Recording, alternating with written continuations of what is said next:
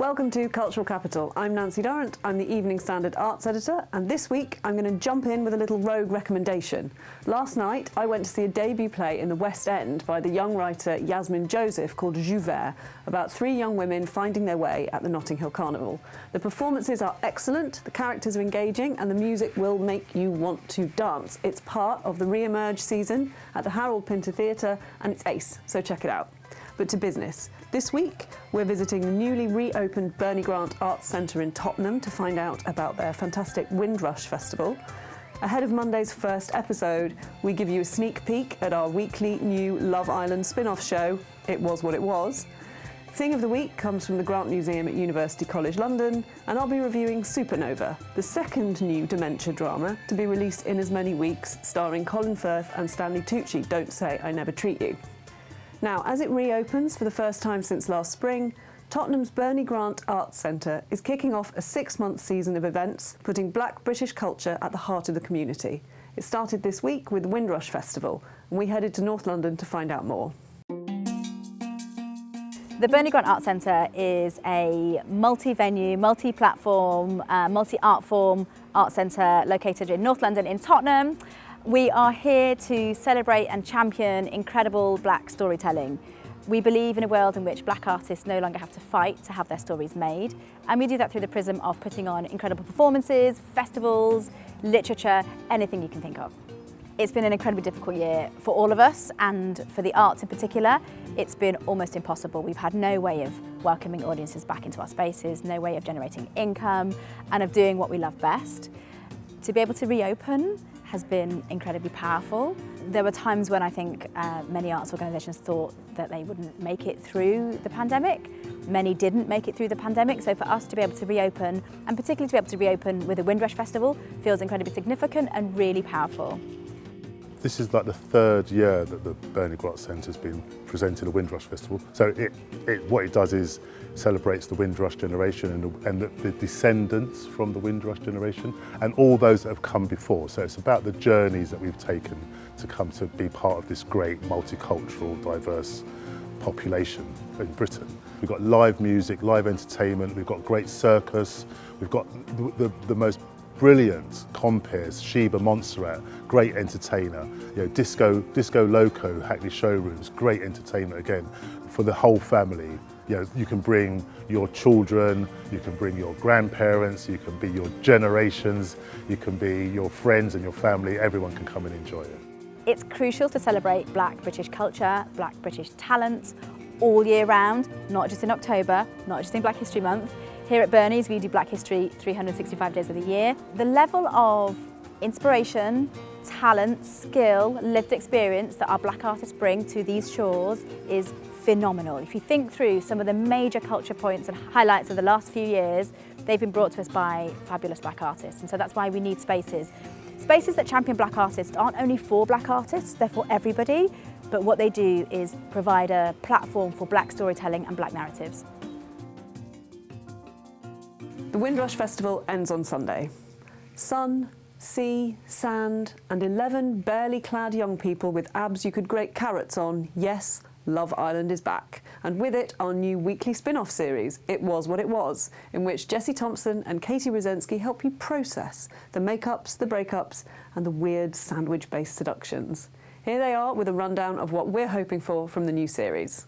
If I was to describe myself in 3 words, it would be cringe, confident, annoying, honest, fun, definitely an alpha male, maybe a bit unpredictable. So we haven't had Love Island for about a year and a half. Don't know how we've coped without it, but now it's back and it's going to be pretty much the same as usual, right? I think so. I mean, obviously the islanders will be quarantining beforehand because they'll have, touched down in Mallorca from the UK. But they had to do that anyway before going on to the show. They were already in a sort of social media blackout in hotel rooms, not really knowing who else was going to be going in. So in a way, it hasn't actually changed all that much. Let's meet this year's Love Islanders, shall we? So first up, we've got Aaron, who's 24 and works in luxury events, and he actually worked at the weddings of both Princess Eugenie and Princess Beatrice. So hopefully he might have a bit of royal goss for the villa. Fingers crossed for the goss. We've got Hugo, who's 24 from Hampshire. He's a PE teacher and a cricketer, and I'm assuming he's not going to go back to his job because the kids will never let him forget it. So Absolutely not. Next up, we've got Jake, who's 24 from Weston-super-Mare, and he's a water engineer. Then we've got Brad, who's 26 from Northumberland, and he seems really sweet. Apparently lives with his nan. Love Island's Instagram account said, no one needs a summer of love more than him, which is a bit harsh, but fingers crossed, Brad. So next we have Toby, who's 22 and a semi-professional footballer who plays for, wait for it, #United. They're a very social media focused team apparently. #football's coming home. Hopefully, #Toby's not coming home.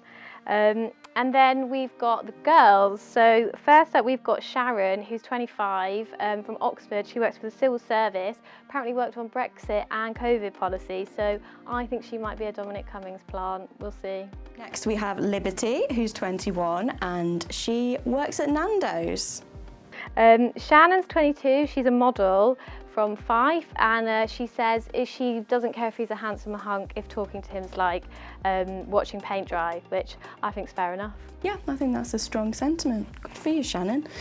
Kaz is 26, she's from Essex, and she's a fashion blogger, so maybe she'll be sort of leading the style stakes of the villa. Probably good at using the internet as well, which, you know. So true. Also, she's 26, so she's practically a geriatric when it comes to Love Island. And then we've got Chloe, who is 25, works in financial services.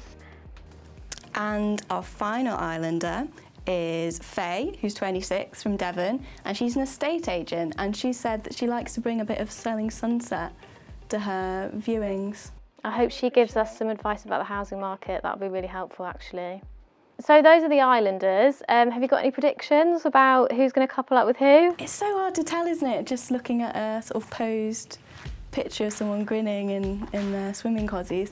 But I'm going to go with Hugo. Go with Sharon, our girl from the civil service. I'm going to predict that Jake, even though he's a water engineer and we haven't got a clue what that means, he's quite hench, so I think he might sort of attract some of the ladies. But we'll see. We'll be back next week to debrief on who couples up with who, all the drama, and who's a massive melt. Love Island starts on ITV2 on Monday at 9 o'clock. What's next? Oh yes, it's Thing of the Week.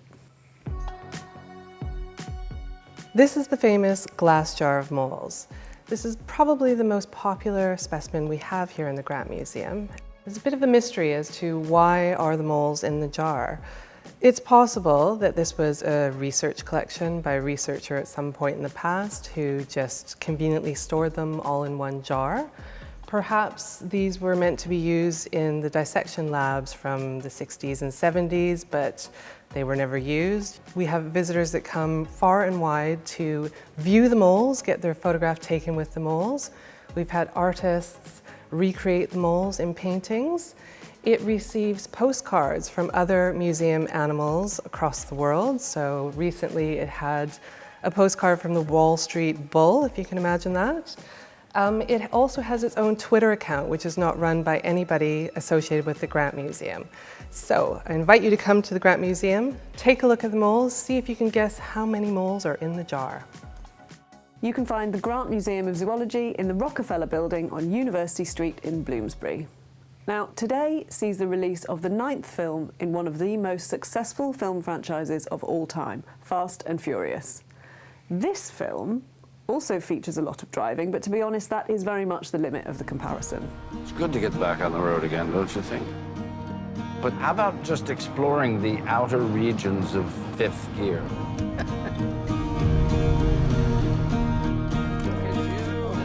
How are you?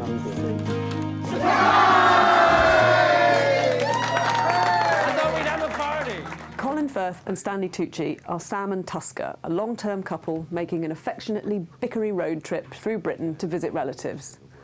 But of course, there's a hidden drama. Tusker, a writer who's meant to be working on his latest novel, has early onset dementia and it's getting worse. In a very understated way, which is appropriate because that's the perfect word to describe almost everything about it, I loved this film. Firth and Tucci are utterly believable as a loving couple who've been together forever. They slip from teasing to reminiscing to snipping to loving seamlessly, and quite often in the same conversation. I'm slowly losing my ability to remember. And I definitely wouldn't be here if it weren't for this man next to me.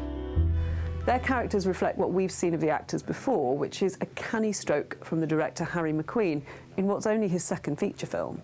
The whole cast, which includes Pippa Haywood as Sam's sister Lily and James Dreyfus as an old pal inevitably called Tim, acquit themselves beautifully and really tell the story of a decades-old relationship in the comfortable affection and familiarity that they have with both men. His family loves Sam and they adore Tusker. And one of the most heartbreaking things about the film is witnessing Tusker's gently performative humour and then realising his cold fear at how the man beneath it is slipping away. I love, too, the way that it focuses on the fear of the left behind, the terror felt by a partner facing a future that makes no sense without the presence of their loved one. Is it selfishness, you ask yourself, for Sam to want to nurse Tusker through his final decline? Or is it love? Or is it a bit of both? Are those things ever separable? Supernova is out now. Support your local cinema and get yourself a ticket. Thanks for watching Cultural Capital. If you're enjoying it, do give us a like, give us a follow, give us all the love, and guess the number of moles in the comments. We'll be back next week.